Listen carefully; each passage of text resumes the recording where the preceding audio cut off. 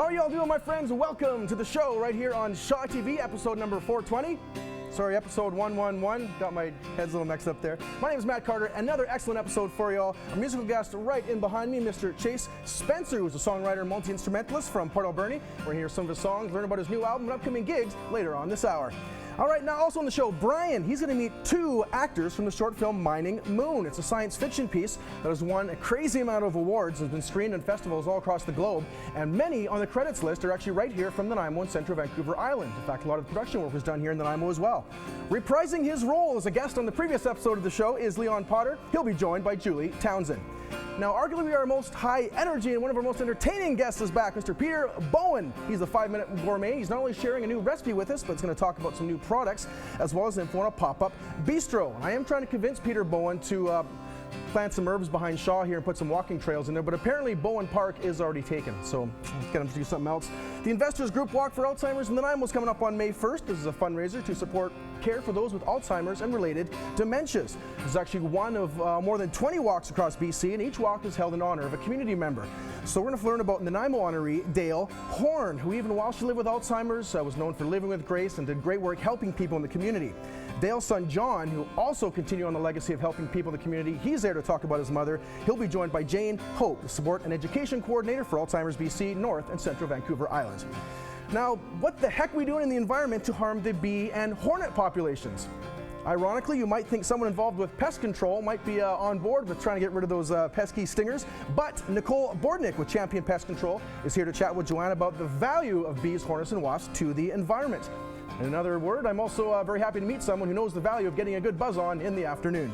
All right, and finally on the show, we're going to start pushing pedals with a tandem of stories revolving around bikes. First off, we're going to learn about the new Nanaimo Ride for Life. It's a fundraiser for the Nanaimo Hospital Foundation. It's taking place on May 28th, where participants can rally on a 25, 50, or 100-kilometer ride. Some kids' rides and stuff there, great for all the family as well. Right after that, BC is launching into Bike to Work Week, a great initiative dedicated to getting employees on the bike, getting them healthier, getting them happier. I guess you could say it's a bit of a positive cycle. Anyways, we're going to learn more about how Nanaimo's marking Bike to Work Week. I know Howie Hennessy has already got his spandex out of the closet and ready to go. But first off here on the show, I'm about to show you how the show is starting to go to the dogs. It's the show right here on Shaw TV.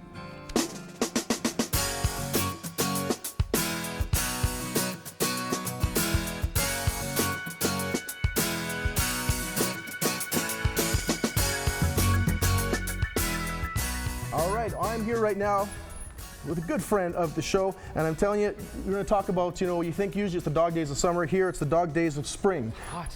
It's very hot. Leon Davis, manager of the Nanaimo SPCA, is here. Thank you so much for being here. Thanks for having me. Now, as much as we like to think we're going to be the stars of this interview, I think you do have two very special guests here who you'd actually introduce us to right now. I have Bijou, the toy poodle, thank you, who I'm hoping will last the interview without peeing on me. And I have Kitty, my American Pit Bull Terrier, both from the Nanaimo SPCA. Absolutely, and beautiful dogs as well. Oh, I just got the space behind the ear there. So let's talk a little bit about the SPCA here. Now, a lot of folks might think of the organization as a dog pounders to shelter, but if you think about the title, Society for the Prevention of Cruelty to Animals, you do a lot more. So tell us what the society really is all about. We do, sure, we advocate for, domestic farm and wild animals in BC, but we do a lot of work for people. I think that it's very hard to separate people from animals. They're kind of been intertwined for the last 15,000 years. So we have a lot of social programs, humane education programs, empathy training for school children. We use animals to have kids between the ages of 18 to 13 access empathy so that they can use it in their daily lives in school to reduce bullying, more respectful relationships with their partners later in life. We have partnerships with Haven House to protect the animals of women who are escaping domestic abuse. We'll often stay longer when there's a pet involved, so we'll work with them to get the whole family to safety. John Howard, restorative justice, volunteer opportunities for recovering addicts, people with disabilities, developmental delays. There's so many things that we do that are just beyond, sheltering and protecting animals. So that's interesting. So a lot of folks may think of the SPCA as humans helping animals, but there's just that incredible return on that, what animals can really do for us. Than folks Absolutely, yeah. It fills my day with joy to be able to help an animal, but just equally so to be able to help somebody who's in a tough situation. Yeah. And there are a lot of animals that come through, even just in Nanaimo. I mean, I read 1,300 abused or forgotten animals. That's staggering numbers. About that, yeah. And it's tough out of that little shelter we've been running in for 40 years. I tell you, wow. Yeah. Which is actually, I wanted to turn that out some really, really good news. Of course, I've been reading in the news that there's a new space for the Nanaimo SPCA. Totally segued that. Yeah, exactly. There we go. I can't even write a segue. It's on Westwood Road. Construction started in August 2015. So where are we with an update on the new facility? It's been a tough but exciting year. We managed to, the city of Nanaimo gave us $150,000 and the province gave us $1.2 million. And the kind citizens of not only Nanaimo but Vancouver Island kicked in, was it $2 million, I think, something like that. $2 million, yeah. Incredible. We've been working with Island West Coast Developments and some great contractors. Amazing. VI Granite came forward a few weeks ago and donated white quartz countertop throughout the entire facility. So when you walk in there, we did not spend $30,000 on white quartz countertop. It was donated, but it looks absolutely amazing. So we are actually there today. I actually took kind of official possession of the building, and there's going to be a couple of months of real hard work now, landscaping, planting, watering, interior signage, that kind of stuff. We're really close. I've set a date of about June 13th-ish for us to be moved in. We'll do a soft kind of opening quietly just as we get our heads wrapped around this huge new building, and then we'll do a grand opening later in June. So this beautiful building, you just talked about again, millions of donations from supporters, businesses stepping up. Just what would you like to say to the folks, the organizations who've stepped forward to help fundraise this facility? It's been 15 years. I've been working for the Nanaimo SPCA for 7. It's been a dream of the community. This new facility is all about the community. In fact, it's moving away from the shelter. It's going to be called the Community Animal Center. So we want to really give back to the community, say thank you for supporting us. So we have some really exciting programs and offerings for people to enjoy at this new building. Very nice. So I do want to talk about, obviously, folks maybe watching right now sort of be like, okay, you know, my son or daughter really wants to get a cat or a dog, sort of thing. So they show up to the SPCA. What sort of questions are they asked, or what's the process behind looking to adopt a pet? Sure. So in days of old, it was harder to get a pet than it was to get a mortgage. And whilst it's really important to make sure that these animals are matched properly with their human caregivers, we also wanted to make this a little bit more of a friendly, interactive thing than an 8-page questionnaire. So we have a very short questionnaire that really focuses on the kind of life that you have, what your home is like, and what kind of animal you need. And then the rest is really discussion based now. So we talk about what is the best fit for you. At the end of the day, if somebody walks through the doors at the SPCA, they have made the decision to do the right thing to adopt an animal. It's our job then to help them along that path, to find the right animal, to help educate them in some areas that they may not know, to make sure we make that match. Because people can go get an animal anywhere. So if we can help educate and make that match, then we want to do that. We don't want to make it. We're removing obstacles constantly. Yeah. All right. So great service as well. Great animals. I see Kitty here is getting a little bit bored of my questions. So you don't have any treats. She's a little disappointed. Yeah, exactly. Yeah. So, but again, folks can get in contact with you, Davis at spca.bc.ca, and also on the web www.spca.bc.ca /Nanaimo. /Nanaimo. Perfect. Awesome. Thank you so much for being here. Thanks so much to Bijou and Kitty as well. So right now we're just going to move along to a bit of a film, a short film that's won an incredible amount of awards, again with a lot of participation and contributions, folks here in Nanaimo. So let's watch the trailer right now to Mining Moon here on the show on Shaw TV.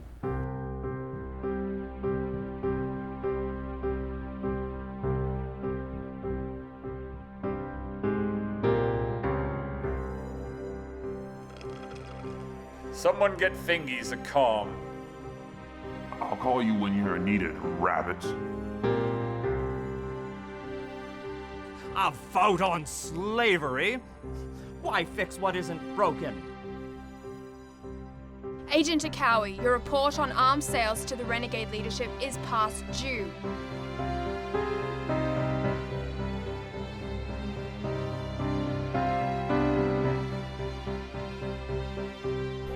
Have you seen this song anywhere? I saw her go to that meeting in Miss Drake's office. Why? It's none of your concern.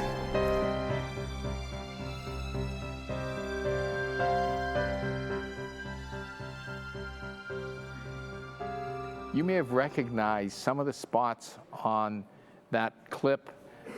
This film was produced right here in Nanaimo using local locations, local crew and cast. I have with me today a couple of the members of that cast.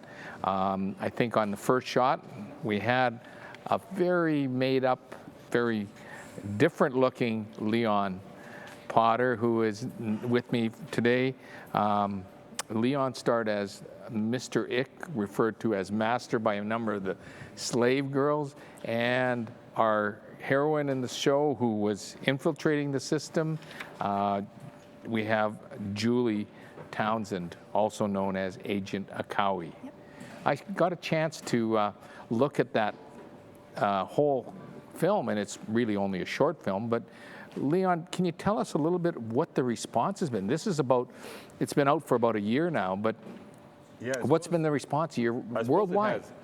The director, Brian Moreland, tends to like to get the film into a lot of different festivals all over the world, and a lot of them actually have accepted. So where this film has gone, this little film that was shot here in Nanaimo with like local actors, local crew, local everything, has been to 76 film festivals all over the world, quite literally. And when I say all, I mean Australia, India, New Zealand, everywhere.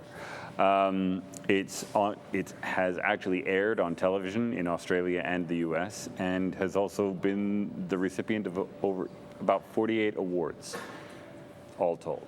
So, not bad. Not bad at all. Not bad. And that ranges from special effects to makeup to cast? Acting, makeup. Julie's won a couple of awards for acting and costumes as well, which is phenomenal. Too, yeah. In a small community and cast, Julie, maybe you can tell me a little bit about what it was like to be brought into this film and actually having a dual duty, because you understand you made your own costume. I did make my own costume. It was a lot of fun to make. Being part of costumes and acting it kind of broadens different things that I can do, or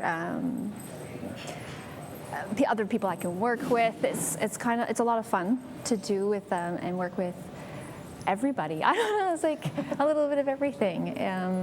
The costume, he kind of left it up to me and my friend Carrie, because she also worked on costumes too, to kind of like come up with costume design and stuff like that, leading from what Brian was after. So he would be, this is kind of what I'm after, what I'm looking for, and what I'm doing. And being the action heroine, you had to move about a lot. Yes, I had to keep that in mind when doing things like the hair and getting that all up, instead of having things whipping around my face, and then making sure that I can move in pants that aren't restrictive and stuff like that. So yeah, Good. I had to keep that in mind. I could recognize a number of spots in the film being in Nanaimo, and I know a lot of the shots were done right at Vancouver Island University. Yep. So they've been cooperative in supporting. Hugely. Oh yeah. The university was fantastic. They let us get on there, and we just let them know what dates, and they opened, they basically welcomed us with open arms, and actually really helped us out. Even like, and it's literally all over the university. There were the cashier's desks, lecture halls, hallways, a variety of different buildings, so it was great. Great. Now, Leon, you were the most made-up person on the set as Mr. Ick. Yes, I was. That was quite an endurance. It was. Test for you? I got in there. I picked Max. Max Dowie was the makeup artist, who I believe you've had on the show here. Max has been on this show a number of times. Yeah. And I picked him up around, I think it was 7 o'clock in the morning, and we went to the dressing room, and we started working from there. And it was about 4.5 hours of just sitting in the chair and letting him do his thing. It was crazy. So people have to appreciate that all that time to do makeup, but at the same time, this is for a, 25, 30-minute film, so there was a lot of work. That was a huge amount of work, actually. But that's, I mean, one of the things about that local community is exactly what Julie was saying. Like, everybody does a little bit of everything, and you're helping out on a number of different areas, right? For that particular film, Julie was doing costumes and acting in it. I was doing acting as well as doing the fight choreography. And so it was a lot of different things, but it was a blast. Well, and for more information, you can go, both of you weren't aware that there is a website, miningmoon.com, and you can find out information about the awards this film has got, where it's been received, and I understand it's been the cast has been interviewed around the world. Response has been tremendous. So this is a local film. It's going to be aired on Thursday, the 29th of April. Yeah. Or Friday the 29th. Yeah, Friday the 29th of April at 11 p.m. on Shaw. So take that in, see a local production. You'll be impressed. Let's head over to Chase Spencer again with the number I Wanted You. 2, 3, 4.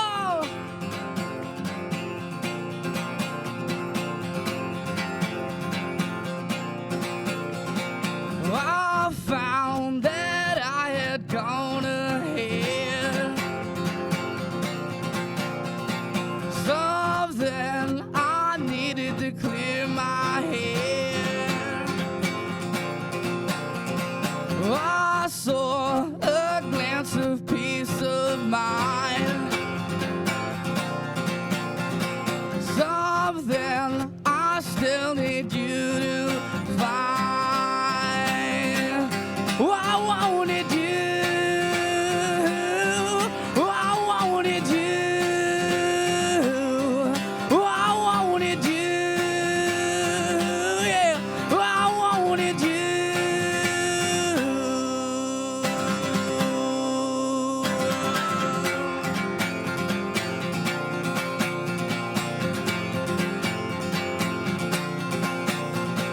I tried to shine a better light.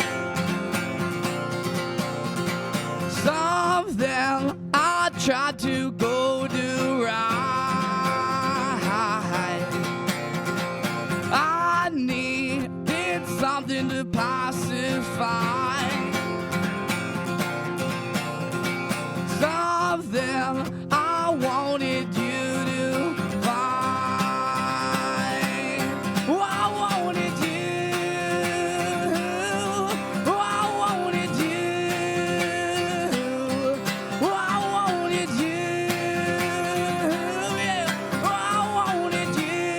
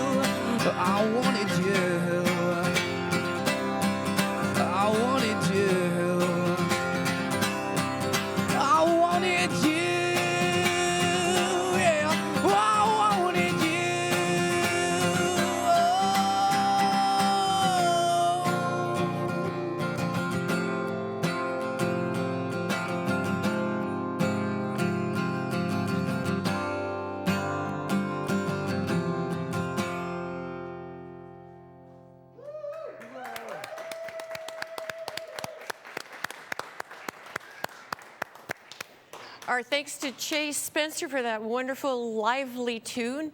We're off to a great start this evening with lots of interesting guests. And I'm delighted to present Peter Bowen. He's been here quite a few times over the years to present his new cooking hobbies of new foods. And tonight he's going to put together for us some granola, which is now available at the Riverside Fresh Fruit Market at Southgate Mall. Absolutely. I've been cooking up a storm there. They invited me in as a guest chef, and now and again I go and cook up some stuff. And one of the things I've been making recently is granola. It's got nice labeling and everything. I made that label myself. Oh, great. Yeah, it took me only 3 weeks to figure it out. But yeah, anyway, so great. I'm going to show you how to make granola. You can make this at home quite easily. Okay. We're going to start off with some old-fashioned oats here. Mm-hmm. Just going to throw in a little bit of oil. Okay, what kind of oil? I'm using sunflower oil. Okay. And I'm using some Frederick's local Cedar Valley honey. That's the good stuff. Oh, that sounds wonderful. You know it's real honey from there. Okay. And of course, you being a chef just know exactly how to drizzle this. That's right. Without having to use any measuring tools, eh? I'm afraid so, yes. Yeah. Been doing this for many years. Okay, now this is pure maple syrup.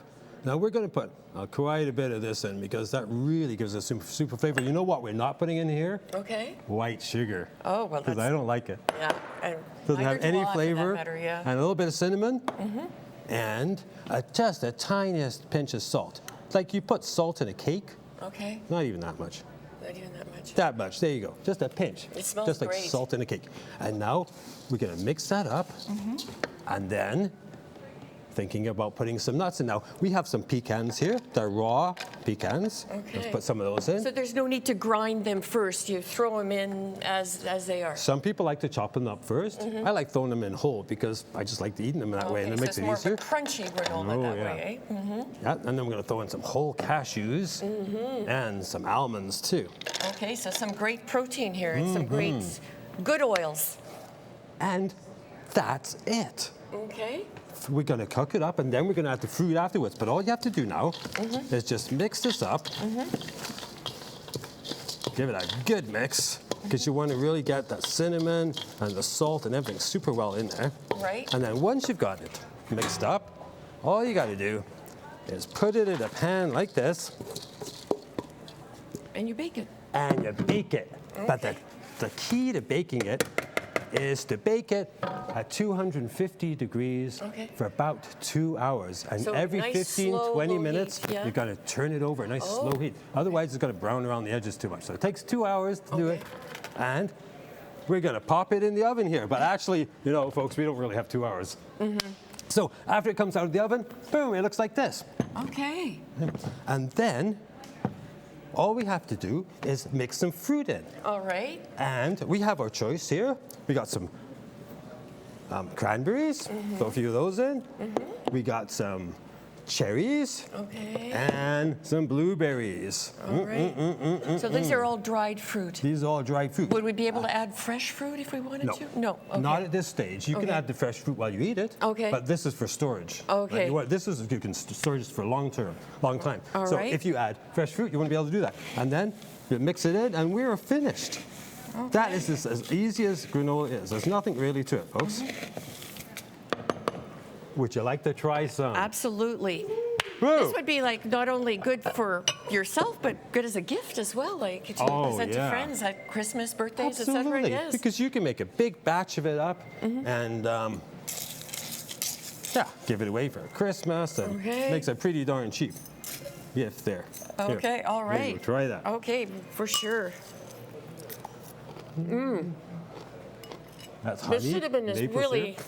adds a nice touch to it all, and as well as all the nuts in there, they're really good, really good. And the lack of white sugar is what makes it special. The honey and the maple syrup together, which I use half and half, form this wonderful symbiosis, with the granola, and just makes for a wonderful special product. Okay. Okay, well, thank you so much, Peter. We're going to be back, if you'll excuse me while I'm still munching on this wonderful granola.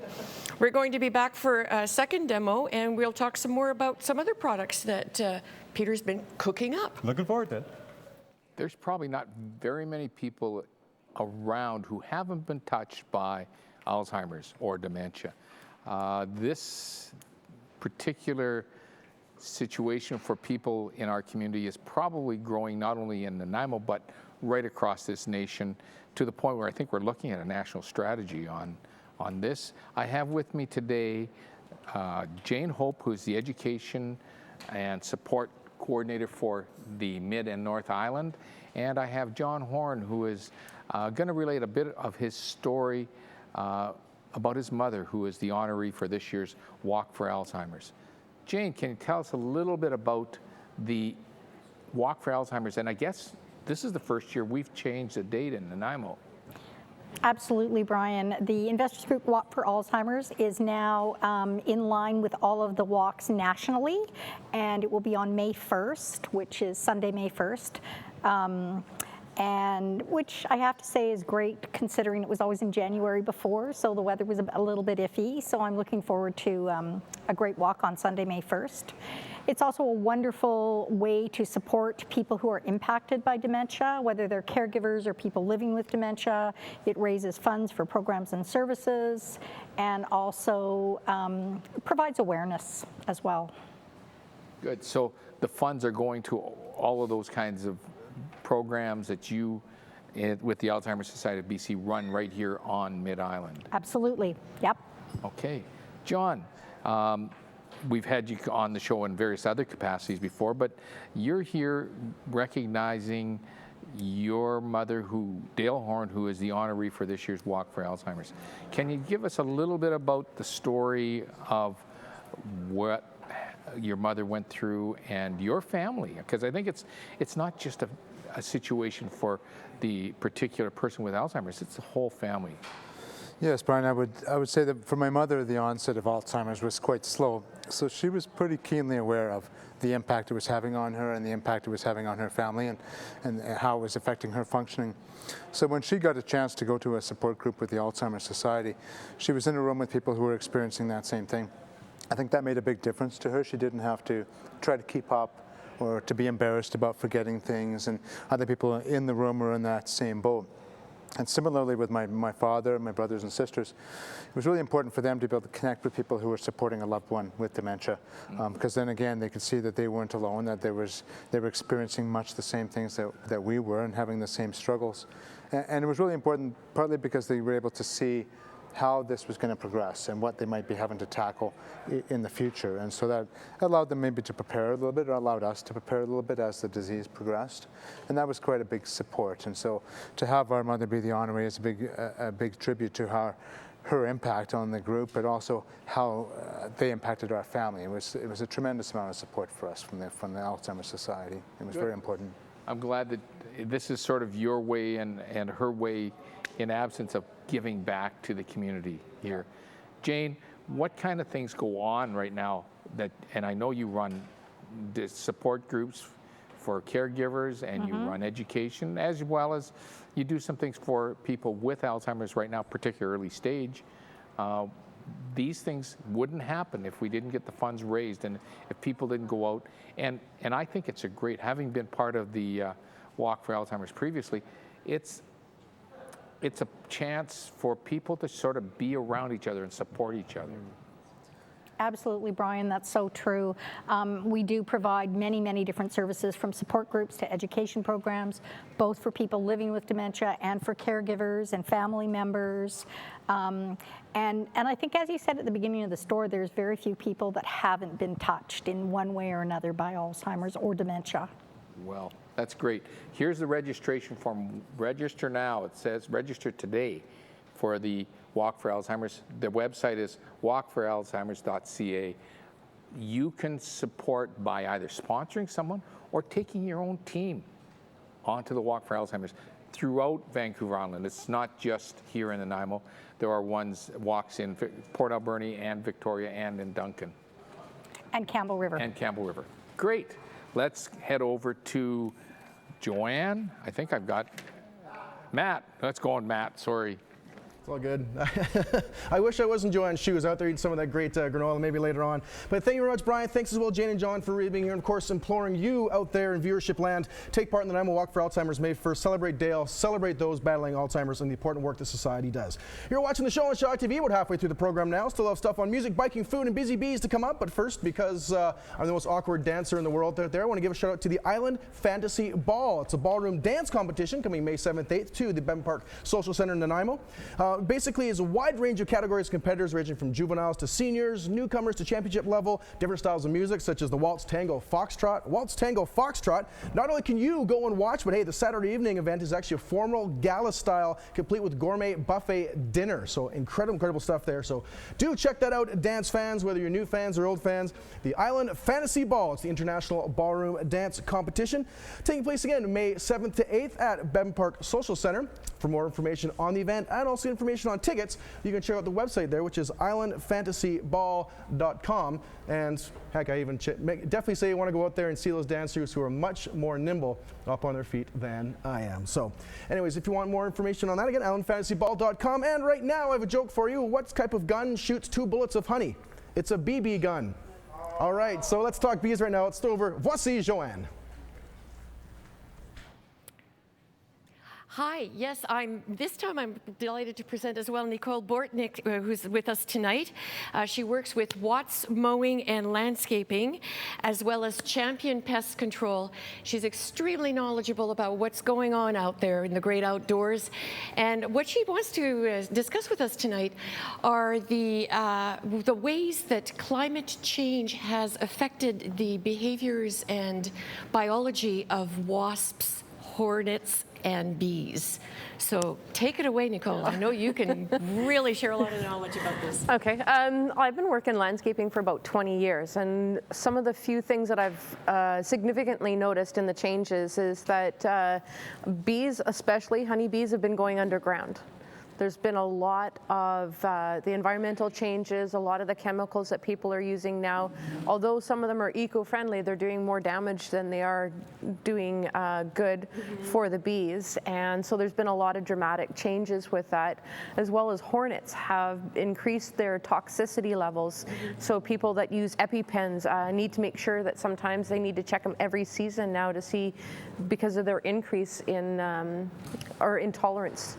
So when you say toxicity, there's more of what the people who are allergic to these toxins, there's more concern for them than there was even previously, because it's changed. The biology, the chemistry of it has changed. That is correct, yep. Wow, Yep. That's something to be concerned about. Yeah, it is. Yeah. It's 2 to 3 times more than it has been in even the last 2 years. So with the next changes coming up, it's actually increased significantly. Wasps are building nests right now, being the fact that it's close to the end of April, they're already the size of a softball. Okay. So they're building them. They're more aggressive than they have been. Some of the bees have changed their natural dynamics. They're going underground to be in cooler environments. Okay. So that's affecting them quite significantly. There's not a lot of blossoms. Like a lot of people are planting a lot more shrubs and things that are a lot more hardy without planting the flowers, and it's taking bees a lot longer to move along in order to get their food that they need to sustain themselves and produce the honeys that even the gentleman tonight was actually making with his granola. So that's fascinating. So it's not just change in climate that's affecting this, it's gardening changes. People's choices of plants is affecting the behaviors as well. Now, you were talking earlier that the bees are going underground. Is this fairly commonplace now, or is it happening incrementally, or? Last year we noticed, several of my clients have actually noticed that bumblebees and honeybees are actually going underground because they're trying to avoid the predators that are becoming more aggressive, that are killing off. Did you know that 34 million, that's 1/4 of the bees last year in North America were killed off? 34 million. Wow. And what do you know what is being done to change that trend, or? Not all of the details are known yet. There's been a lot of studies going on, but I don't know a lot of the details. You could probably chat with some of the other local providers, like the Nanaimo Beekeepers Association up at VIU. Okay. There's a variety of different organizations that are, even the beekeepers of Nanaimo. There's a few different groups that you can contact for more detailed. Okay. Well, that sounds like a lot of information that you've shared with us, and a lot more can be gleaned from researching online and with these organizations. Correct. It's wonderful that you can come here and give us a heads up about what's going on, because they're all around us. All of these insects are all around us. So thank you again, Nicole, for joining us today. And once again, we're going to be treated by an interview this time with Chase, who's been singing for us tonight, Chase Spencer. So Matt, it's up to you. All right, perfect. Thank you very much, Joanna. Thank you very much, Nicole, for being here as well. Also, the Bee's Knees, you've heard him already. Our musical guest all the way from over the mountains, that is Port Alberni, Mr. Chase Spencer. Chase, welcome to the show. Howdy, how you doing? Doing very well. Very glad to have you here. So, speaking of Port Alberni, I do want to start things out by letting you give a chance to give a shout out to Port. Obviously, loving the sounds of rock, country, pop, that sort of stuff. What sort of either bands, musicians, friends, families, mentors have you had in Port Alberni to help you sort of move your sound to where it is now? Well, obviously my family's obvious and friends have influenced me heavily, and Lance Lapointe in Port is a big influence, and RJ Fraser, who taught me on the drums and stuff. So basically, yeah. Nice, yeah. I think, was it Lance that just won a Vancouver Island Music Award recently, I do believe? Won Artist of the Year, Artist of the Year, so good. Great lineage of folks there. Rock and roll. Yeah. So, no, you're also yourself a multi-instrumentalist, playing guitar, singing for us today. But what other instruments do you play? Yeah, well, I started off on the drums, and then I decided I wanted to play guitar. So when I was 16, I recorded a 4-song EP. And then I went away to work after high school and stuff. Then I decided I really wanted to make a full-length album, so then I decided to make the album and couldn't find any other musicians, so decided to play most of the instruments on the album, you know what I mean? Classic DIY. Is there one instrument you enjoy playing most out of all of them, or is it all a nice challenge? Guitar's a nice campfire instrument to use, exactly. You know what I mean? Yeah. So let's talk about this album here. So I want to get into that for a sec. I want to say back in 2013, we actually had you featured on Shaw TV, Port Alberni, performing a song, I Wanted You, which you heard earlier in the show. Again, it's 3 years now since you first wrote the song. How has that song evolved over 3 years? Because now it's your debut single. Well, I actually wrote the song about 6 years ago, but I decided to play it on Shaw 3 years ago. And it was acoustic. The song's pretty similar acoustic, but when I went to the studio, we started off laying the drum track, and then we went to the bass, then guitars, then added the vocals and mandolins. And you know what? It's just like bringing it to the studio really changed the song and made it really upbeat and fun. There's just not enough mandolins in pop and rock as far as there are not enough, no, that's true. All right, and also that video for I Wanted You, I checked it out. Now there's a pretty cool light blue Ford Mustang in it. It looks like from the 60s. What's the story with that? Yeah, well, we decided we wanted to kind of make it, give it the small town feel and stuff, so I borrowed my uncle's 67 Mustang and put it in the music video for I Wanted You, and yeah, we think it gives it a good feel. Everyone comments on the car. Exactly. Well, I know in terms of for folks to watch the video, check out your website, chasespencermusic.com. Links to music and the video is there. And just finally, before we get on to the next song, you have some gigs coming up. Dingy Dock Pub, May 3rd, and also a CD release party at Shar's Landing. Yeah, Shar's Landing in Port Alberni, May 24th is the gig, and then I'm playing at the Port Alberni Battle of the Bands on May 28th at the Rainbow Room in Port. Awesome. Yeah. Thanks for being here. All the best moving forward. We're going to hear another song now called Little Bit of Love. Take it away, Chase Spencer, on the show on Shaw TV.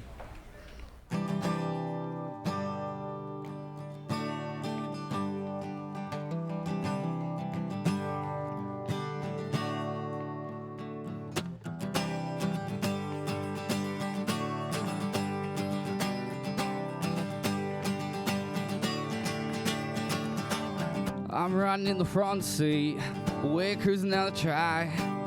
I got one promise, we're never ever gonna look back. Then I get to thinking, I'm feeling kinda blue. We wander around in the darkness, I'm waiting on a light to shine through. So come and give me a reason to smile. Come and give me a reason to smile. 'Cause a little bit of love and a little bit of lies, a little bit of us takes a lot to realize.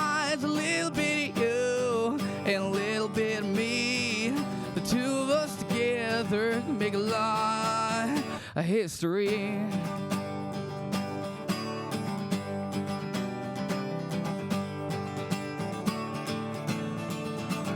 I'm walking down the sidewalk and I see your face. I nod my head and smile just to get a little taste. Then I get to thinking like I always do.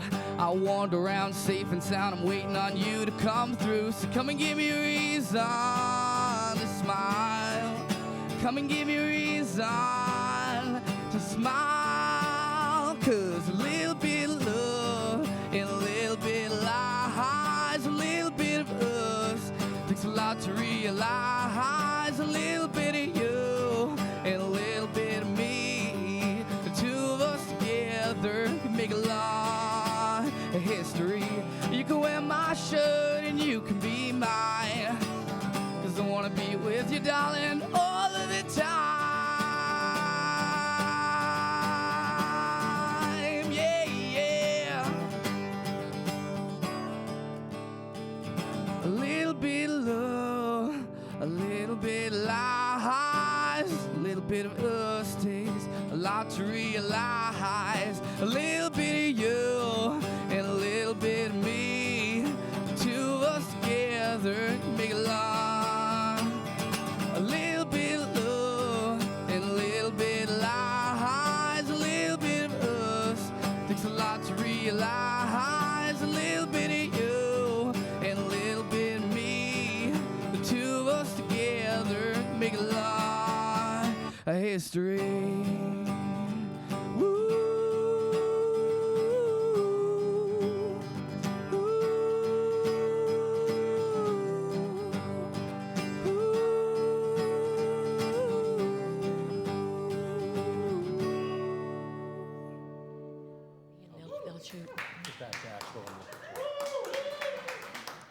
Thanks again, Chase. Yeah, I really am enjoying your acoustic guitar playing and your songs tonight. And now I am going to present to you two gentlemen who are into cycling, and they're also into cycling for charity. So first, let's say hello to Phil. Phil is a board member of the Nanaimo Nanaimo and District Hospital Foundation. I know, Thank it's you. a long word phrase. And Chris is also a committee member for the plan for this event that we're going to discuss, and CEO for Mackay's Electronic Experts.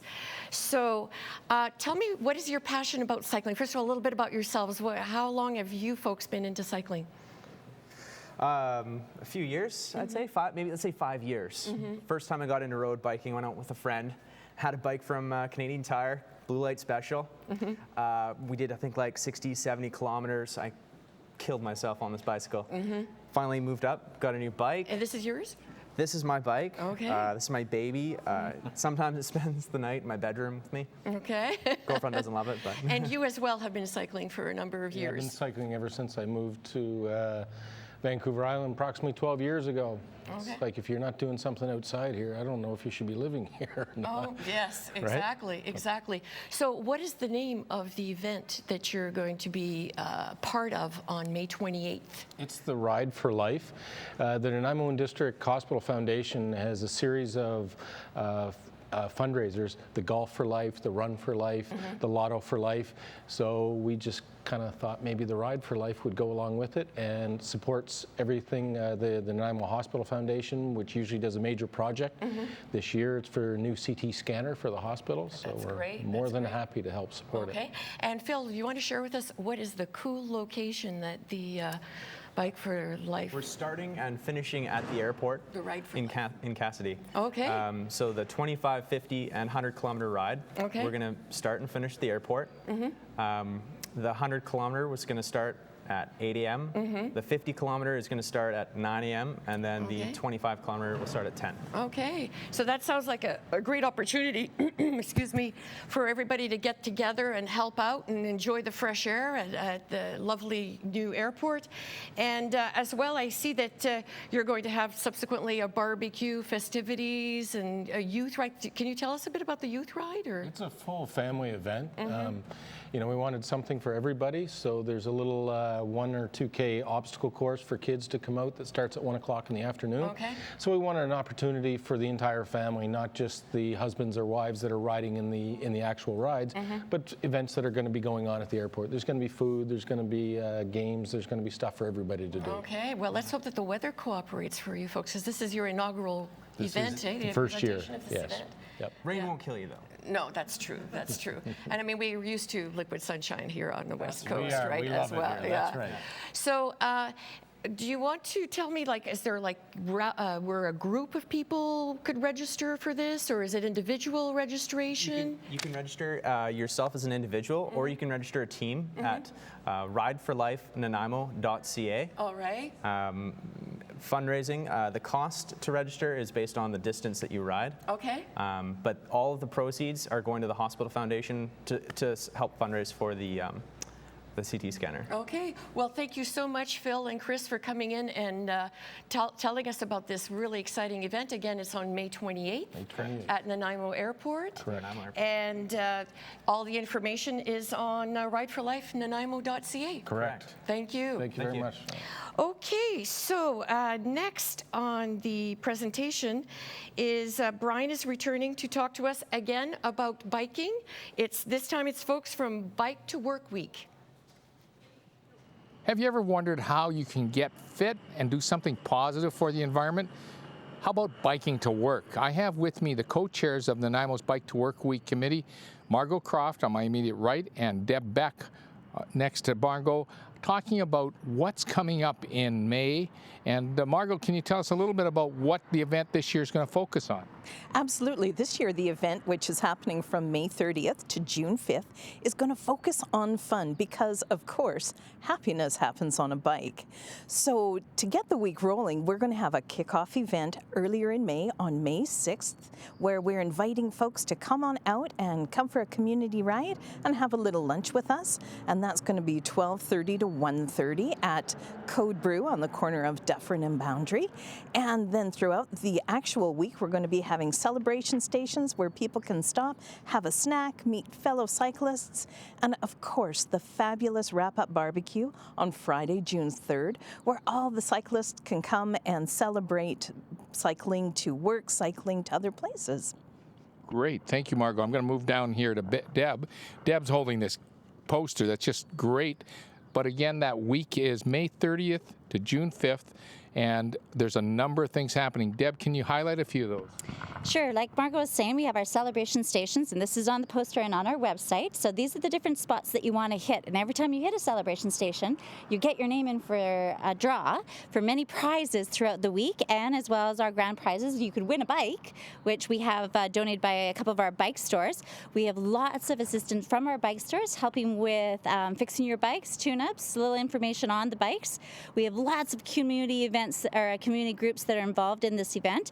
And like you can see at the top here, this is also involving the schools. So it's also Bike Plus Walk to School Week, combining the two together so that we can get kids to challenge their parents and everybody getting out biking or walking and biking to work or biking to the library or biking to commute, just getting them out using a different mode of transportation. And like Margot said, happiness happens on a bike, so we're focusing on the good feels about being on a bike. Thanks, Deb. I'm going to move on to your colleague here, Tony. And Tony's working on my bike. What happens is you may pull out your bike, and this is quicker than we might have thought. The weather's great. So what do you look at when you want to dust off the cobwebs off the bike, Tony? First, double espresso's on its way. Okay. Three basic things. One is the wheels and tires, the brakes, and then the drivetrain, the chain, and the gears. See if everything is working properly. So one of the first things I look at, well, I would pump up this a little bit, but I'm going to check the rear tire. And it's definitely flat. Oh, can't ride that. So, yes, I would pump this up. But the other thing I would check is I always check the sidewalls. So if these tires have been in storage for a while or exposed to a lot of sunlight, they start cracking. So that's time to replace them, change them right out. The next thing, I'll eventually pump this up for you a little later, Brian. So I'll check the handles here. They're not squeezing all the way to the bar. Yeah. If they're squeezing all to the bar, and I'm not stopping, that's definitely a problem. And I'll also have a look at the brake pads, and these ones here look pretty good. And then the last thing is having a look at here, and don't stick your fingers in the spokes. Okay. And you just check that. Wow. Check to see how and it seems to be changing gears nicely. Okay. Now, if you have any major problem, I would take to the bike shop. Okay. All right? All right. Well, thanks, Tony. Margot, Deb, the website, bike2workweek.ca. Don't forget. You register? Make sure you register. This kickoff day, May 6th. May 6th. See you there. Thank you. Let's head over back to Joanne on the demo set. Wonderful segments tonight that involve cycling, and I'm delighted to report that this granola is really good energy food for those people who want to cycle for fundraising or to bike to work. And of course, it's been created by Peter Bowen, a master chef and culinary teacher who's renowned for his website, the 5minutegourmet.com.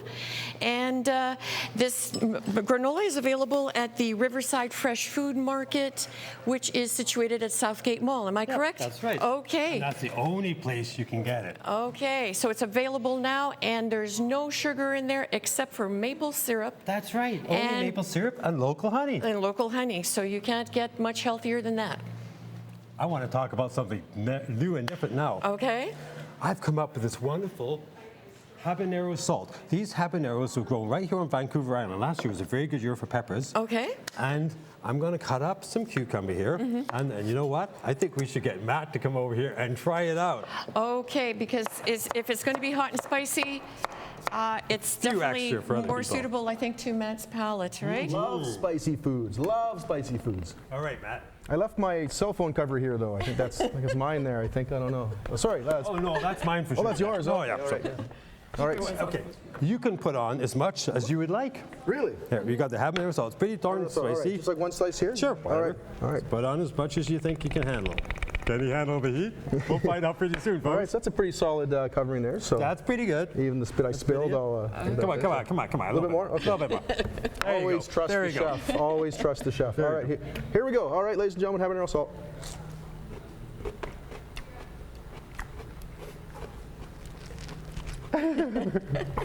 That's pretty good. Woo! And that's the one that's known as Devil's Dust? Is that Devil's correct? Dust. Okay. This is hot as hell. Okay, now there's a subtitle that's true, isn't it? You are what you eat, yes. Yeah. Okay. Well, that's good. Right now, and will be available within about a week. Okay, so, and any other items that you said you'd be coming up? There was something coming up. There's some sauces coming up, too. Okay. We're going to be making a line of sauces, and it'll be freezer sauces in small amounts, and one of them will be a Mediterranean tomato sauce made with fresh herbs that are grown here on Vancouver Island, roasted garlic, and it's going to have a little bit of heat, habanero heat, but just a little bit. Okay. And that'll be great for making chiopino, add seafood, some clam broth, and the other one sauce that I would be making will be a Vietnamese-style Thai chili sauce made with coconut, milk, and a little bit of fresh ginger and garlic. Okay, and that's going to be available where exactly? All of these are going to be available at the Riverside Market within about a week. Okay, well, thank you so much for joining us again this evening, Peter. It's been a pleasure getting to know about all the different wonderful things that you cook. I always love coming here. Okay. That was really good. Are you doing okay, Woo, Matt? that was spicy. That's super good. All right, give me some of the habanero salt once out of the outside of the stage there of completion. Peter, again, thank you so much for being here. Joanne, thank you so much, not only for this, but a lot of the great work you've done over the show today. And again, a lot of sauces. Southgate, also at Seadrift Market is part of it, the seafood market there. And I gotta love a good seafood diet. You know the old joke: you see food, you eat it. Great diet. And then holy mackerel at turbo speed. You just flex your muscles there. And I will actually join you down at the gym once I get done with my brain sturgeon. But a sad story, I know Ronan, who's behind the camera, knows what I'm talking about here. When you actually rip a hole in your socks, don't you hate that? Don't you hate that? So it looks like you have a sock eye. We have a sock guy down there. Anyways, oh, I got a mercy clap there. Hey, at least I just wrecked my sock. I didn't wreck my soul. All right. Now, the sounds with the crew now wants me to clam up instead of talking until I'm bluefin in the face. So good thing they aren't all hard of hearing, because our musician has another tuna too to finish off the show. But first, I do want to say thanks to our guests and our hardworking volunteers and staff in front of the cameras, behind the scenes. Howie with the mercy clap. Thank you very much. Hey, you can find the show on Facebook, facebook.com/The Show on Shaw. You also check out previous episodes of the show on YouTube. Just search for on YouTube, Shaw TV Central, Vancouver Island. Hey, do you have an event cause demonstration issue you'd like to bring to the show? We'd love to hear from you. Always looking for great Central Vancouver Island guests. So drop a line to our executive producer, Kate Bergen, at kate.bergen@sjrb.ca. Or if you want to volunteer, be part of our crew, contact our volunteer coordinator, Melissa Hall, at melissa.hall@sjrb.ca. Before we go, though, one more song from music guest Chase Spencer, a track called Crazy. So cheers, get on those bikes, and thanks for watching the show on Shaw TV.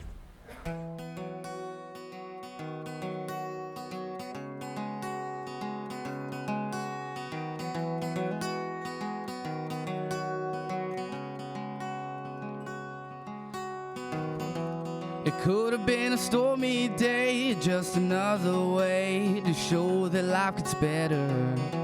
But when I looked the other way, the sun came out, you could tell I liked the weather. But I kept on fighting it, I kept on trying to take myself into another direction, but it didn't work for me.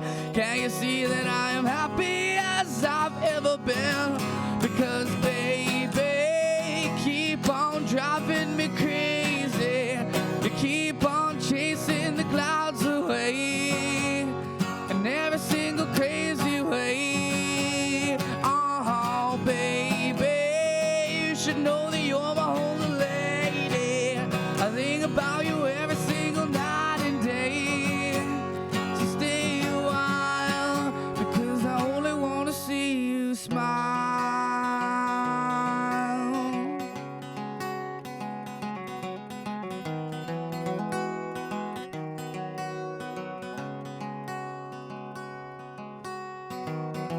I saw it was a stormy day, so I had to say all the things to make it better.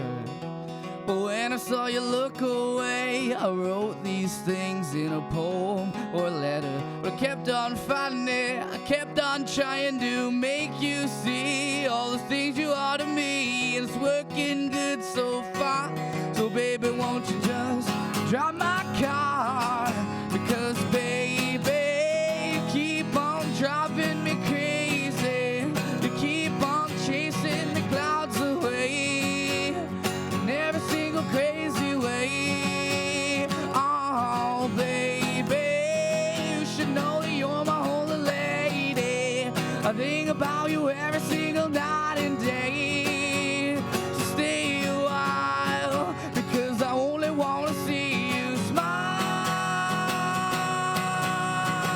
Yeah. Oh, babe, I only want to see you smile. Whoa. Because I'm not gonna give you up, I'm never gonna give you up. I'm gonna keep trying to be the one to be with you. I'm not gonna give you up, I'm never gonna give you up. No, no, no. Because baby, you keep on driving me crazy. You keep on chasing the clouds away. You make me go crazy, crazy, crazy, baby. You should know that you're my only lady. I think about you every single night and day. So stay a while, because I only want to see you now, baby. You keep on driving me crazy. You keep on chasing the clouds away. So stay a while, because I only want to see you smile. Whoa, yeah, babe, I only want to see you smile.